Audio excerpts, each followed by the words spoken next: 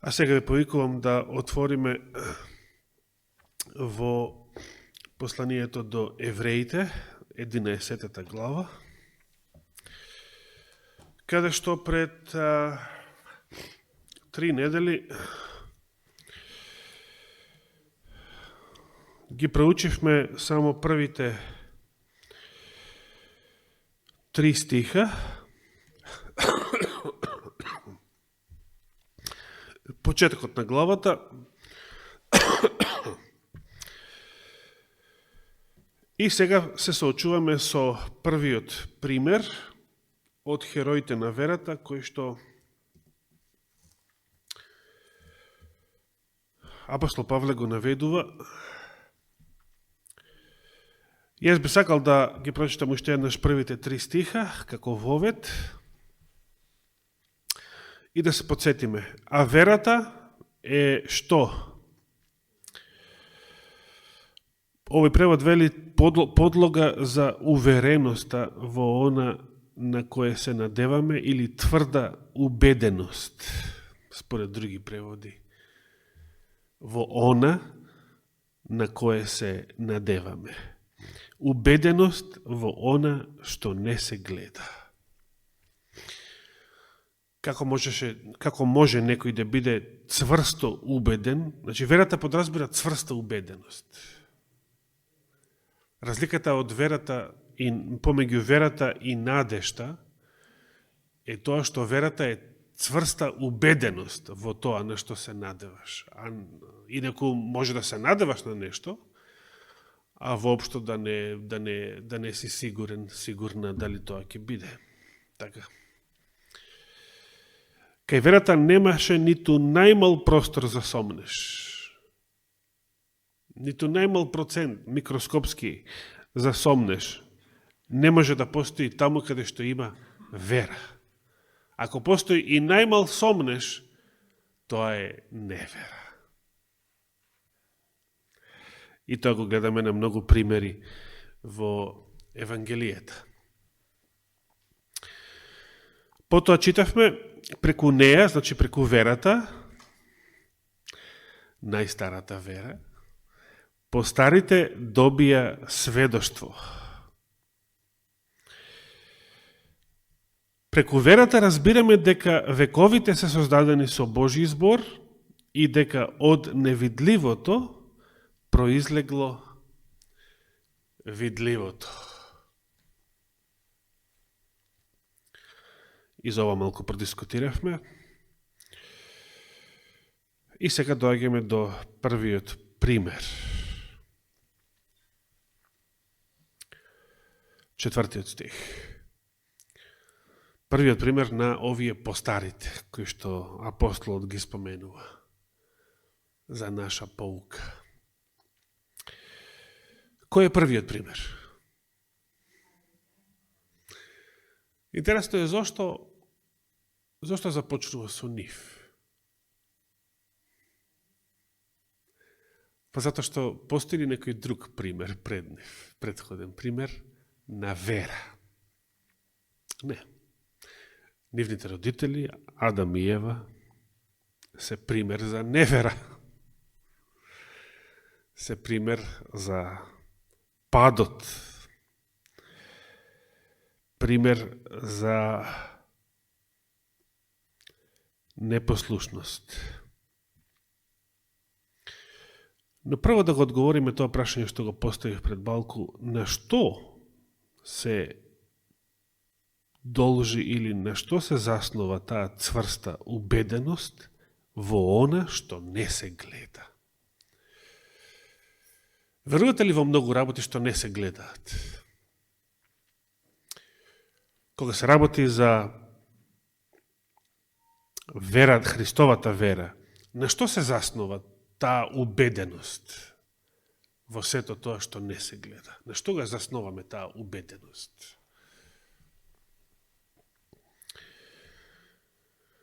Во 3 стих прочитавме дека преку верата разбираме дека целиот свет, целата вселена е создадена со Божието Слово. Божието Слово е единствениот извор на верата И таа е најсигурниот извор. Значи, тоа што е единствениот не е хендикеп, тоа што нема многу, туку е, напротив, најцврстата гаранција. Тоа е најсигурниот извор, најсигурната подлога да се верува.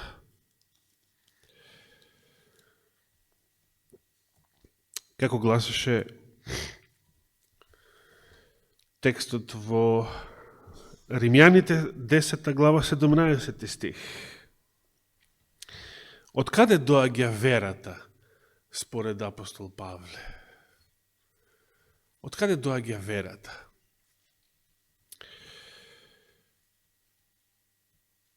Во 16 стих поставува прашање што го цитира од пророкот Исаија. Господи, кој поверува во она што го проповедавме? И потоа во 17 стих, затоа верата доаѓа од што? Од слушањето на словото, на пораката. Од слушањето на што? На Божието Слово. Ова е многу важно да го разбереме.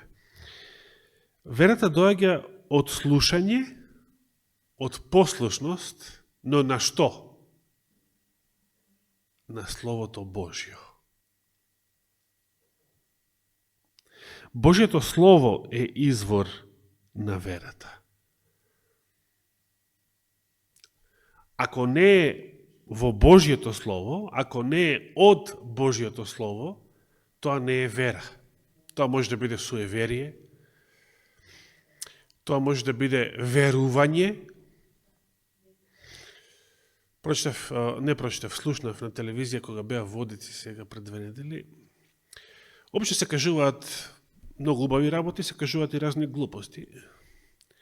Тоа е секако неминовно. Меѓу другото, често се кажува, кога е некој вака празник, често се кажува што луѓето веруваат. Како можем да е тоа нешто битно. Луѓето веруваат разни глупости, луѓето веруваат разни суеверија. Не треба тоа да се кажува. Кажи што вели Библијата, кажи што учи црквата, не што веруваат луѓето. Луѓето веруваат и разни глупости. Една од глупоста што ја повторуваат изгледа секоја година е дека ако на полнок, водици на полнок, некоја девојка стави огледало под перница, не знам зашто огледало, таа ног ќе го сони момчето за кое што ќе се омажи. И за такви работи кажуваат на телевизија во врска со еден христијански празник, замислете. Што е тоа? Не знам. Дали е тоа вера? Луѓето веруваат во многу работи, но дали е сето тоа вера? Се разбира, не. Дали веруваме дека кога Христос се крстил на реката Јордан, небото се отворило, Светиот Дух во вид на гулаб слегол врз него. Дури и гласот на Божествениот Отец се слушнал. Дали веруваме во тоа? Зошто? Зошто едното е вера, а другото е суеверие? Заради Божието Слово. Заради Божието Слово. Божието Слово ја прави целата разлика. Без Божието Слово нема подлога за вера. Без Божието Слово не може да се верува. Односно, можеш да веруваш еден куп работи, но тоа не е вера. Тоа не е тоа. Се враќаме на Евреите 11 глава. Со вера Авел му принесе на Бога подобра жртва од Каиновата. Преку неја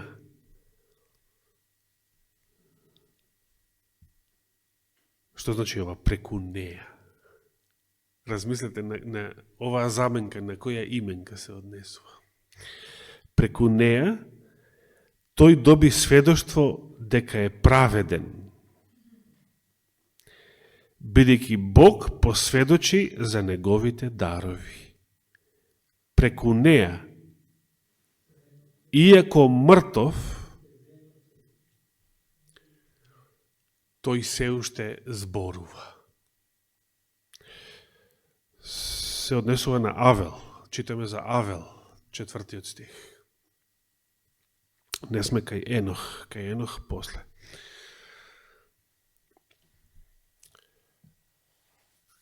Што значи ова преку неа? Значи, првата реченица вели, со вера Авел му принесе на Бога подобра жртва од Каиновата. Авеловата жртва била подобра од Каиновата. И сега вели, преку неа тој доби сведоштво дека е праведен. Може да консултирате други Библии, други јазици, ќе биде интересно. На македонски двете именки се од женски род, и верата и жртвата. Па на што се однесува преку неа? Сигурни? Ке проучиме подоцна и за Авраам, како пример. Тој дури почнува во 8 стих. Има примери и пред него. За Авраам најјасно читаме дека со вера, со својата вера, бил оправдан. На некој начин истото се однесува за Авел. На кој начин Авел добил сведоштво дека е праведен? Бидејќи тоа го читаме во стихот, но дали разбираме што значи тоа? Може би нема да биде погрешно ако мислиме дека преку жртвата добил сведоштво дека е праведен, но јас сепак инсистирам дека преку верата добил сведоштво дека е праведен. Бидејќи Бог посведочи за неговите дарови, преку неа, иако мртов, тој уште зборува. Интересно е нешто се однесува сега, неа, во последната реченица. На кој начин Авел, иако мртов, се уште зборува? Што значи тоа? Што е тоа што зборува? Видите, ова е во само еден стих, 4, се кажани толку многу интересни работи, кои што заслужуваат посебно внимание. Кога би го имале само Стариот Завет, како евреите, например, од Библијата. Значи, замислете да живееме во време кога целата Библија е само од Битие до Малахија. Или, кај евреите тоа беше од Битие до втора летописи, односно до книгата летописи, книгата на Дневникот, беше последната во нивниот канон. Што све би можеле да знаеме само од Старозаветната Библија за случајот на Каин и Авел?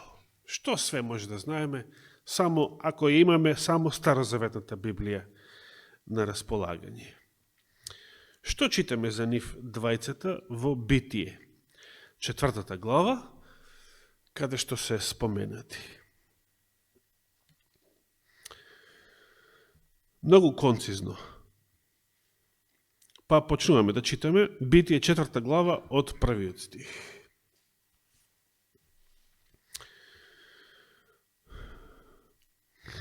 Потоа Адам вели, легна со жената своја, овој превод, Ева, која зачна и го роди Каин, и рече, придобив човек од Господ. Го роди уште и братот негов Авел.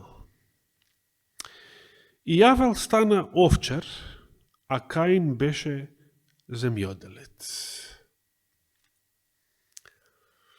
Значи, прво ни се кажува со што се занимавале овие двајца браќа. Прво прашање.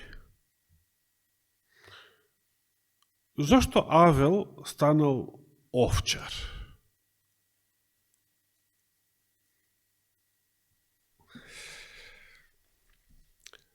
Да се сетиме предходната глава, кога Адам беше изгонет заради гревот од Едемската градина, меѓу другото, што му беше речено дека ќе треба да трпи за да произведува храна за себе. Значи, тој дел од проклетството кој што се однесува на неговата понатамошна исхрана во грешниот и смртниот свет. Што му беше речено? 17 стих од 3 глава. Потоа му рече на Адам, значи него последен го искара, нели? Прво змијата, па жената. Бидејќи ја послуша жената твоја и вкуси од дрвото, од која ти забранив и реков не јади од него, затоа земјата нека биде проклета за тебе. Зошто земјата? Со мака ќе се храниш од неја се до крајот на својот живот. Значи, според Божите зборови, Адам, паднатиот, смртниот Адам, од што требало да се храни? Од земјата. Само од земјата? Значи, после падот, Адам со што све се хранел во својот живот, после падот, нели? Значи, на клетата земја, така да речем, надвор од Едемската градина, на смртната земја, во смртниот живот, од што се хранел? Со што се хранел Адам?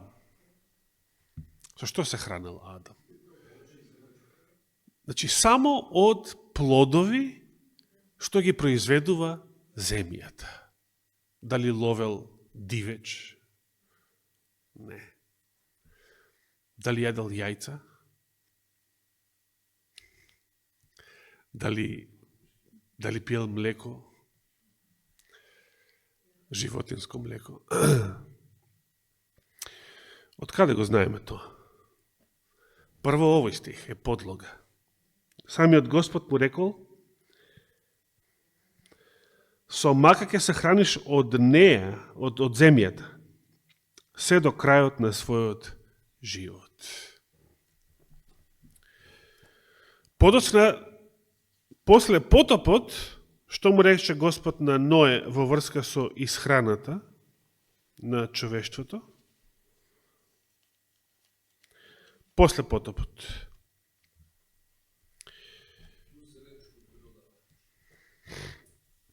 Добро, и тој расте од земјата. Да, за после потопот зборуваме. Да, после падот зеленчукот, но и тој расте од земјата, значи, а и зборовите што ги читавме се после падот. Така.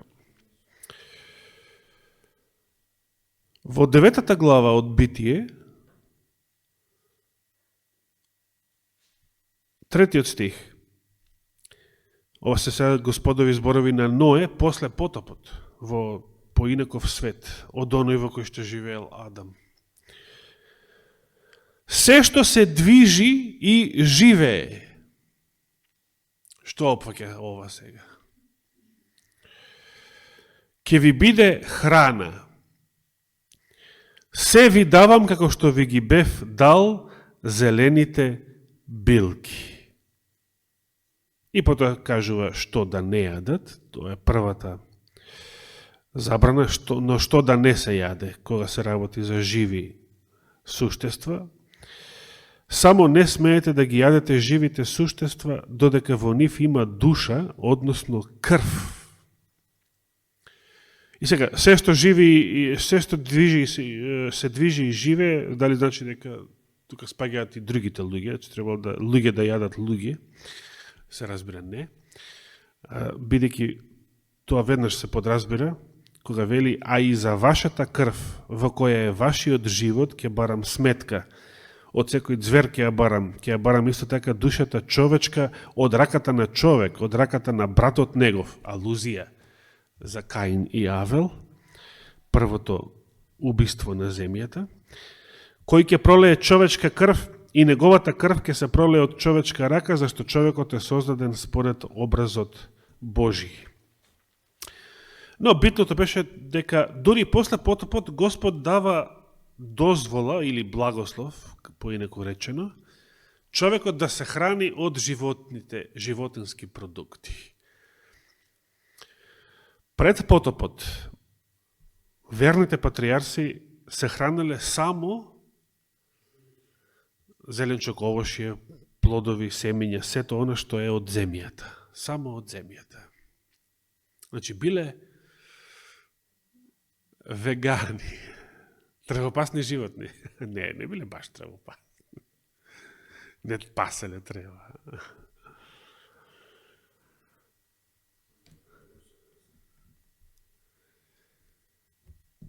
И сега, во контекст на ова,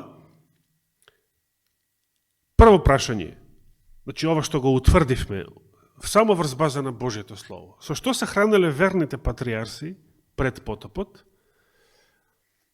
и кога почнале да јадат месо и млеко и јајца, дури после потопот. Зборуваме за верните патриарси, не што правеле неверниците. Неверниците се јаделе и себе си, ако треба. Јаделе и луѓе, ако треба.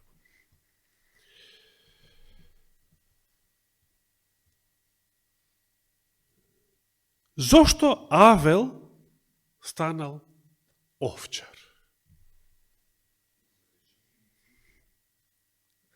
Значи, ако прашам зошто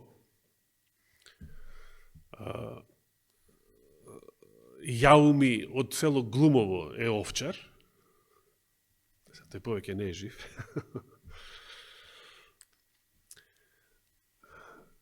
ништо чудно, зашто имало еден куп овчари и до ден денес има говедари, сточари. После потопот луѓето се хранат.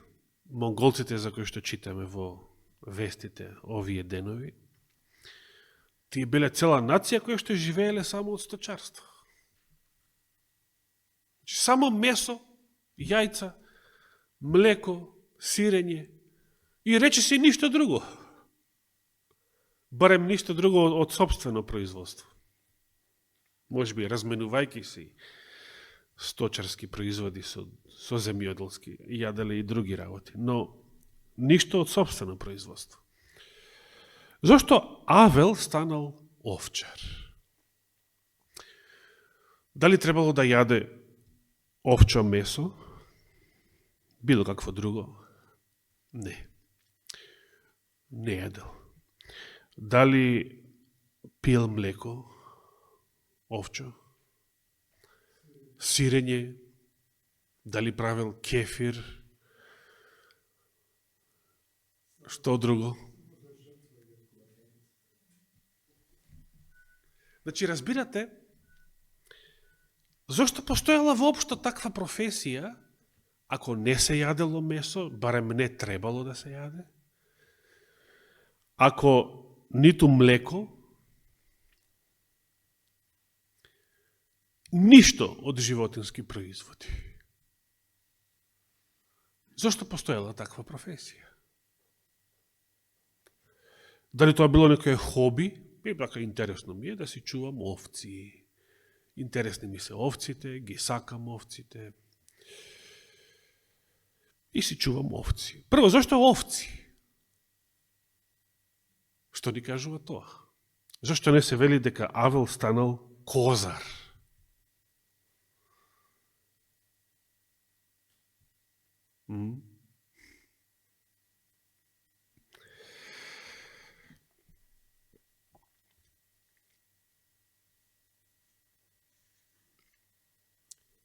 Значи, одговорот што го дадовте е дека овчарството било потребно само за една работа.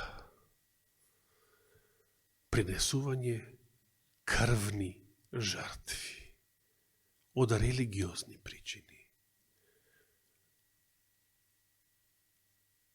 Овчар сум, чувам овци од религиозни причини.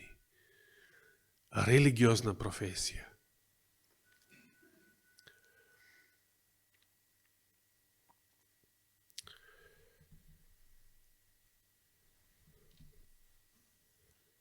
Дали во времето на Авел била принесена првата крвна жртва?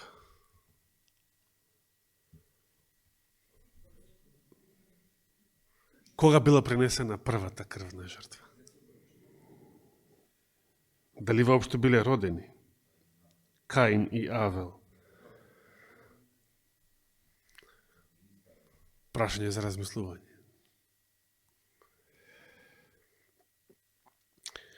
Сега доаѓаме до 3 стих и 4 од Битие 4 глава. Прво се споменува Каин. Каин нели беше земјоделец? Зошто беше Каин земјоделец? Зашто па Каин бил земјоделец? Па секој, за да се прехранува, секој требал да биде земјоделец. Само од земјата требало да се храна. Иеко со мака, со труд, со трње, со троскот, со се и се што. По некое време, Каин му принесе на Господа дар од земните плодови. А и Авел исто така принесе од првината на стадото свое и од нивната маст. И Господ погледна благонаклоно на Авел и на неговите дарови, а на Каин и на неговите дарови не погледна благонаклоно. Затоа Каин многу се разлути и лицето му се намршти. Денес и многу денешни верници вака реагираат.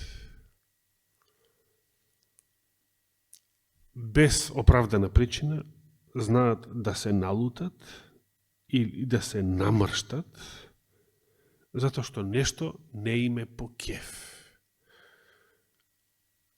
Ниту во црква, ниту надвор од неја. Особено нешто не име по кеф ако доаѓа и од Божјето Слово.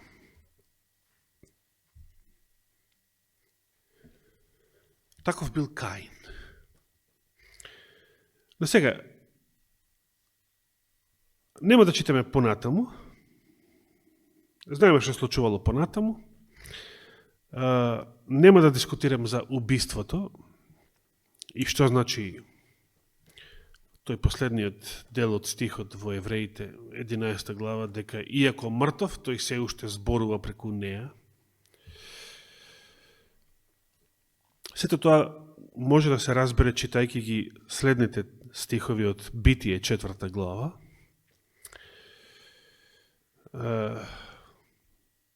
Например, кога Господ му вели на Каин после убиството на Авела, чуј крвта на братот твој вика од земјата кон мене. И така натаму. Но тоа нема да го дискутираме. Самото убиство на Авела не ни е сега во преден план. Нас не интересира прашањето зошто Господ погледнал благонаклоно на Авеловата жртва, а не погледнал и не ја прифатил Каиновата. Тоа сакаме да го утврдиме. Бидејќи реков, ако ја имаме само Старозаветната Библија на располагање, како ќе го одговориме ово прашање? Значи, ако го немаме Евреите 11 глава, тој текст, ако немаме ништо друго од Новиот Завет, го имаме само овој текст, само Битие 4 глава. Како би одговорили на прашањето? Зошто Господ погледнал благонаклоно на Авеловата жртва, А зошто не ја прифатил и не погледнал благонаклоно на Каиновата? Како го разбираат евреите ова? Добро, сигурно точно го разбираат. Меѓутоа, што сакав да постигнем со овие прашања? Особено со прашањето зашто Авел станал овчар. Зошто Авел станал овчар? Заради жртвениот систем. Зошто? Што било тоа битно? И зашто веднаш после, кога се спомнуваат Авел и Каин, како двајца синови на Адам и Ева, веднаш првото што се кажува за нив е со што се занимавале едниот и другиот, и веднаш после тоа, веднаш што? Нивната жртва, нивниот принос, значи, нивната религија. Веднаш тоа. Тоа е единственото битно. Ништо друго не било битно во животот на Каин и Авел, за да го знаеме ние што живееме после нив. Битна била нивната религија. Зошто Господ погледал благонаклоно на Авеловата жртва? Што се состојала Авеловата жртва? Забележете, прво третиот стих е споменува Каиновата. Каин беше и постариот. И прво се кажува што Каин принел. Што принел Каин на Господа? Дар, вели, од земните плодови. Краставици, чушки, може би. Патлиџани.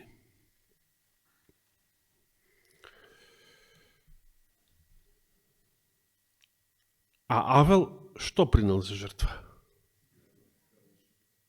Видите што се кажува. Како вели Константинов ме интересира. А Авел исто така принесе од првината на стадото свое. Што значи ова? Дали било какво јагне? Било кое јагне? Штом бил овчар, значи било јагне. Што значи првината? Првороденото. Да, тоа сега за сега не го читаме. Тоа дури во подоцна кај израелците од Мојсеја натака. Но тоа исто така може да се подразбере дека важело и тука. Без мана и без недостаток. Може би 1 година старо, како што беше дефинирана пасхалната жртва во Излез 12 глава. Но првината, овој збор, може би прв пат тука се споменува во Библијата, на што укажува првината од стадото. Значи, не примел било каква овца, не примел. Не примел било какво јагне, туку само првината. Значи, Авел знаел дека не е било кое јагне за жртва. Авел знаел дека не е било каква овца за жртва. Туку знаел точно која. Од каде го знаел тоа? Од каде го знаел тоа? Зошто требал да принесе јагне, крвна жртва? И тоа првината. Првородено. Од каде го знаел тоа? Еде во Библијата не го пишува, нели? Од некаде го знаел. Не му текнало, не било тоа случајно.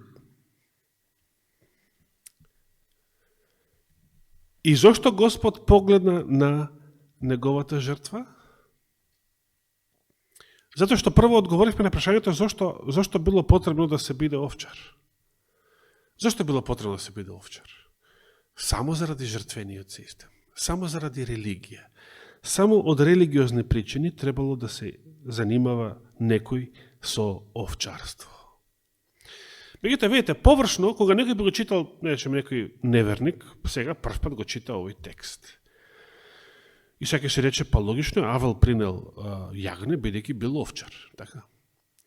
А Каин, што има тука чудно, што Каин принел земни плодови, чушки, значи, и френки, затоа што бил земјоделец, така? И сега што е тоа чудно? Ако бил земјоделец, тоа принел. Овој бил овчар, тоа принел. И сега што? Е па сега зошто Господ погледнал на овега, а на овега не погледнал?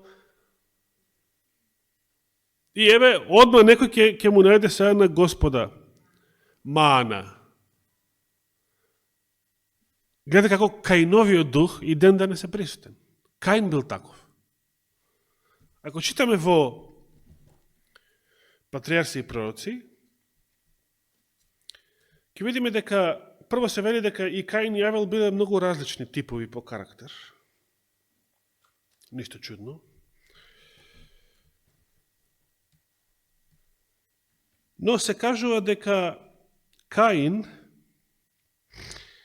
како карактер, уште пред да ги принесат овие жртви, вели, Каин негувал чувство на бунт и мрморел против Бога заради проклетството изречено над земјата и над човечкиот род по Адамовиот грев. Значи, замислите, Каин се занимава со земјоделие и мака му е, значи, сето тоа трње, сето тоа занимање, обработка на земја, сета таа грижа, сета таа му прави мака. И знае дека тоа Господ така одредил да биде после падот, и само се лути на Господ, зашто се мачи кога ја обработува земјата, зашто трпи умор, зашто еден куп други проблеми. Зашто мора проблеми? Зашто не е лесно и уживанција? Зашто мора да се мачам и да се трудам? А знаеме зашто? Зашто Господ така одредил? Повторно заради нашиот карактер. Расипан човек плюс уживанција е еднакво на пропаст. Расипан човек му треба мака, му треба страдање, за да се развие неговата вера воопшто.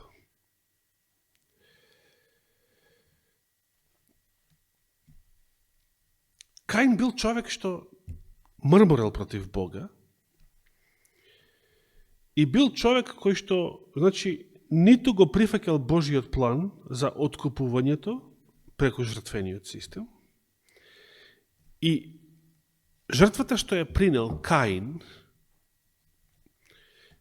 ја принел на некој начин од инает, пркос, да. Како човекот што во времето на Мојсей собирал дрва во сабота, не затоа што му требале дрвата во тој ден, не му требала ниту за огрев, немало потреба за огрев во пустината, ниту му требале за готвење, бидејќи тој ден не требало да готват.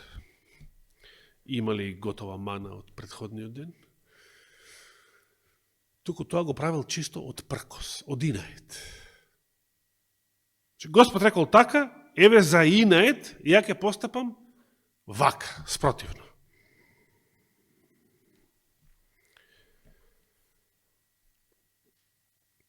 Каин излегол пред Бога со срце полно со незадоволство и со сомневање, сомнеш во ветената жртва и во потребата воопшто да се принесува жртва за грев. Сега замислите. Денови прочитав еден напис кој што тврди дека и Каиновата жртва била прифатена од Бога, а дека Авеловата жртва, тоа од некој фанатизиран веган, кој што верува дека не треба да се убиве ништо од животни, ништо, дека ниту Авел не го убил јагнето, не била пролеана крв. Туку така само живо јагне донел, овој донел краставици и 20 биле прифатени. Значи може да кажеме дека Каин бил првиот што му приговарал на Господа зошто воопшто мора да се пролева крв. Тоа било нешто и тажно, точно, и болно, и нешто многу сурово, брутално. Невино јагне ти треба да го колиш, да го убиваш. Каков е тој Господ? И денес постат луѓе што не сакаат да веруваат у таков Господ. Не може таков Господ. Каин бил првиот што се бунел на такви работи. Зошто? Зошто да се коли? Зошто воопшто потреба од жртва? Имаме плодови, што?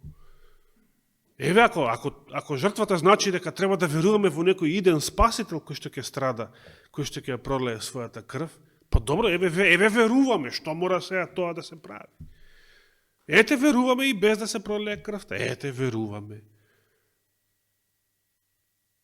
Ама не е така. Господ заповедал да се принесува жртва.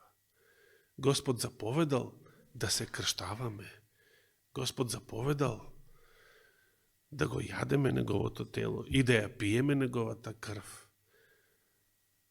Можеме да речеме, па шо мора сега да се прави тоа? Ете, веруваме.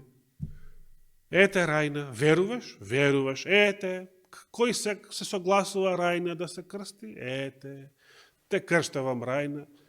Готово, што мора сега базени, што мора сега да се грее вода, па Борче треба да виси тука цела ноќ после тоа. Што мора сега сите овие гужви, сите овие компликации? Па треба да се намокриш, па после да се преоблекуваш, па пешкери, па студено, да. Ете, веруваме. Ама зошто го правиме тоа? Господ така заповеда. И ако не го правиме тоа што Господ го заповедал, дали веруваме? Значи може да речем, веруваме, ама не мора тоа да се. Не. Ако не го правам тоа што Господ, значи тогаш не верувам. Може да исповедам вера, но не верувам. Немам вера. Таков бил Каин. Не само тоа, Елена Вајд кажува подоцна, дека Каин не му се допаѓала идејата воопшто да дојде спасител, кој што ќе треба тој да пострада за да не откупи од гревот. Каин сакал со своите заслуги, и на некој начин неговиот принос тоа покажувал. Че еве го мојот плод, плодот на моите раце, на мојот труд, овој зеленчук, ова овошје, ете, јас го принесувам тоа што јас го произведов. А Авел принел што? Дали Авел ја создал овцата? Дали Авел ја го создал јагнето, го произвел? Не. Но тој само ги одгледувал, се грижал за нив. На некој начин се грижиме и за земјоделските производи, за да успеат, за да воопшто дојдеме до плод и така натаму. Но Каин сакал тоа да го нагласи, неговиот труд, неговите заслуги. Каин сакал да биде оправдан со неговите дела. И тоа биле добри дела, нели? Дали не било добро дело тоа што го убил брат му подоцна, но тоа што се трудел, што копал, што полевал, што се грижал за своите садници, тоа било добро дело. И сигурно било им каде поубави од денешните чушки и френки. Но тоа не било со вера. Бидејќи што читаме во Евреите? Со вера, првите зборови, со вера му принесе Авел подобра жртва на Господа од Каиновата. Значи, што имало во Авеловата жртва? Неговата вера.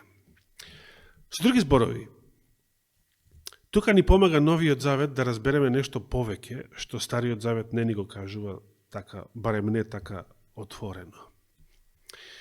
Значи, прашањето не е само тоа, Господ погледнал на Авеловата жртва, затоа што овој принел јагне, бидејќи така требало да се принесува крвна жртва, како предслика и символика на идниот Спасител, на Божиото јагне. А овој, бидејќи принел плодови, земјоделски плодови, затоа не погледал на неговата жртва. Тоа за Каина е точно, да. Каин, значи, отворено ја покажал својата невера со тоа што постапил така како што постапил.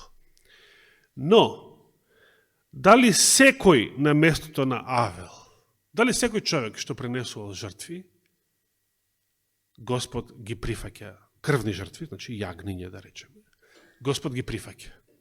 Не. Зошто Господ рекол, ми се гадат вашите жртви?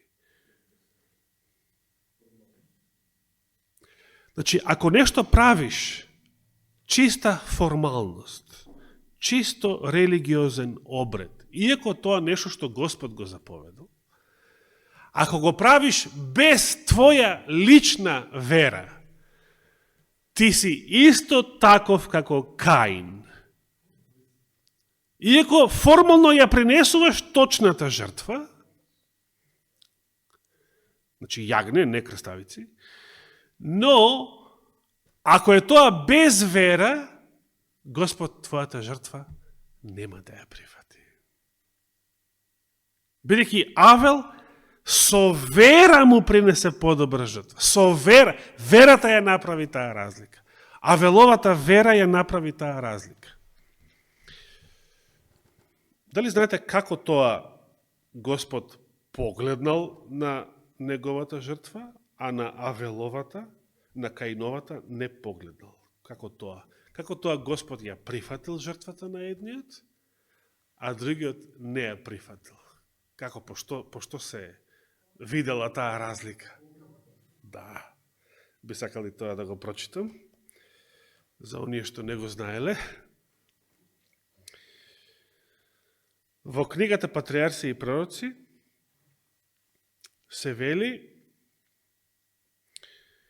обајцата браќа подигнале слични олтари. Значи, олтарите биле слични, немало разлика меѓу олтарите. И донеле секој своја жртва.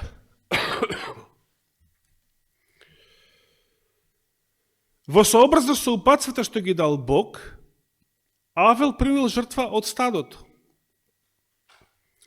И Господ погледна на Авела и на неговиот принос. Тоа е цитатот од Библијата и сега Елена Вајд предложува и објаснува што значи тоа. Господ погледна. Од небото молснал оган и ја запалил жртвата. Значи, Авел бил првиот жртвопринесувач, што го доживеал она што се случило во времето на Илија на гората Кармел и она што се случило со Соломон при посветувањето на неговиот храм. Самиот Господ одговарал со оган од небото и ја палел жртвата, покажувајќи дека ја прифаќа и дека му е мила таа жртва, тој принос. Меѓутоа Каин, не осврнувајќи се на изричната Божја заповед, принел само плодови како принос. Од небото немало никаков знак што би покажал дека неговата жртва е примена. Сега видите што кажува понатаму Елена Вајд. Авел го молил брата си да пристапи кон Господа онака како што пропишал тој, но неговите молби Каина го сториле уште поупорен во своите намери. Значи, зопšte, на Авел му било жал што братовата жртва е неприфатена. Што не се однесувал, јас сум праведникот, види ти си никаков. Не, Авел му било жал што братовата жртва не е прифатена и сакал, тој Авел копнел и Каиновата жртва да биде прифатена, и затоа го молел својот брат да постапи според Божите инструкции. Но Каин па тоа го правило уште по-горд, уште по-упорен, прочитавме во неговите намери, како постар се чувствувал премногу горд, за да дозволи помладиот брат да го опоменува и ги презрел неговите совети. Со други зборови, кажано на овчеполски јазик, ајде бе, селјак ни заеден, ти ќе ми кажеш на мене. Ајде бе, овчар ни заеден, ти ќе ми кажеш на мене.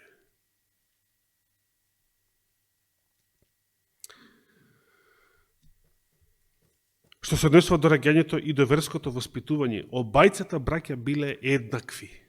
Точно, се разбира.